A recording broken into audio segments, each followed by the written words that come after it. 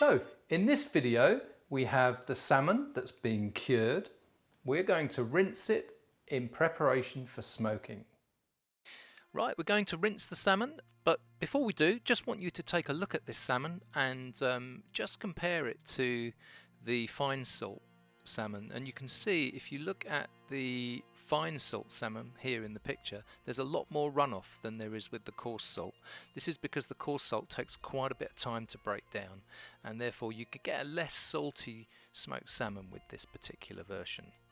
So we're now going to rinse the salmon, and you can see here that we're using a cold running tap. And an interesting thing about the salmon is that I'm going to freeze the frame here just for a second. Look at the texture. Now that salmon's not flopping over my hand, and if that was a fresh salmon it would do, which indicates that it's cured really nicely. A lot of the moisture's been taken out. So we're just rinsing the salt off the tray. That's all nice and clean, salt free, and over to the bench. And we're going to lay some paper towel down on this wire rack. I like using a wire rack, especially when I'm drying the salmon, because that allows the air to get to it from all sides. You don't lose much moisture through the skin of a salmon. It's pretty impermeable, but it's force of habit really. This is how I do it. So we're just going to pat this dry.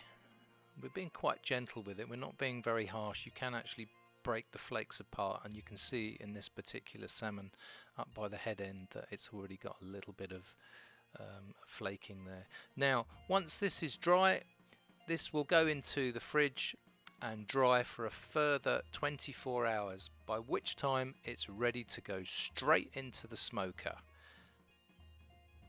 So this is now going to dry for 24 hours in the fridge. This drying process is actually quite important. One thing this does, it gives the opportunity for the fish to surface dry a little, forming a pellicle. And this pellicle is quite sticky. It's a salt protein glaze, and that allows the smoke to stick to the surface of the salmon when you cold smoke it. So this is something we always try and achieve. If you look at this image, you can see how shiny this salmon is. It almost looks like it's got a varnish on the surface.